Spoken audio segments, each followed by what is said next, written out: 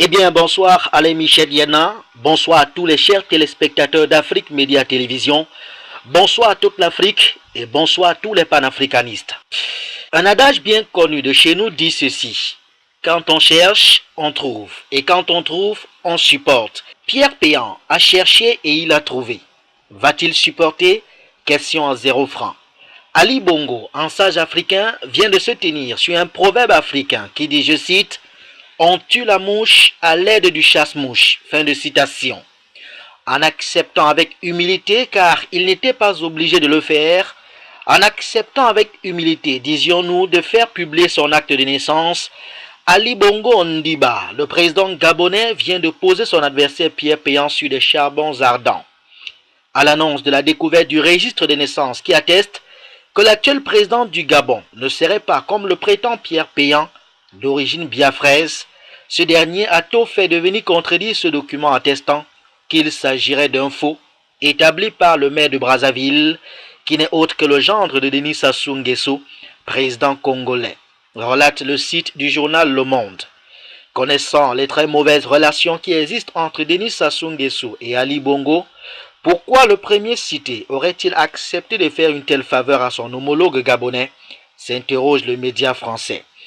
Poursuivi pour diffamation et déclaration mensongère, Pierre Péan devra désormais apporter les preuves de ses affirmations et non plus se contenter de bruits de couloir tel qu'il a toujours fait jusqu'à présent. Et même si Ali Bongo Ondimba était un biafrais, c'est aux Gabonais de se plaindre. Nicolas Sarkozy a gouverné la France, mais nous connaissons tous ses origines.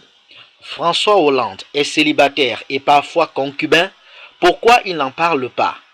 Et même, il n'y a rien de honteux à être biafrais, et c'est bien le Gabon qui en porte la responsabilité. Il y a quelques années, ce Pierre Péan a eu le malheur d'écrire un livre plein de ragots sur Bernard Kouchner, qui était alors ministre des Affaires étrangères de Sarkozy.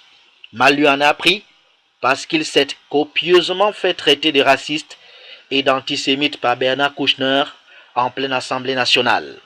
Et le revoilà aujourd'hui qui en remet une couche sur Ali Bongo, comme si ce dernier était responsable de sa naissance. Élu Pierre Péan, d'où vient-il? Peut-on se poser la question.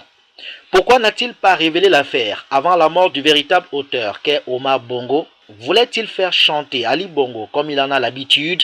En tout cas, même ses confrères critiquent son manque de professionnalisme et l'accusent d'écrire des livres sur commande. Sa méthode, des billets de banque pour écrire des livres basés sur des offres et des non-dits au lieu de preuves matérielles irréfutables, vont certainement s'arrêter ici avec le procès qui l'attend. Pour nous rafraîchir la mémoire, on se souvient qu'en 1994, Pierre Péan avait publié une biographie sur François Mitterrand qui lui avait valu des récriminations de l'ensemble de la société française et l'a poussé à se rattraper dans Dernière Volonté, Dernier Combat, Dernière Souffrance.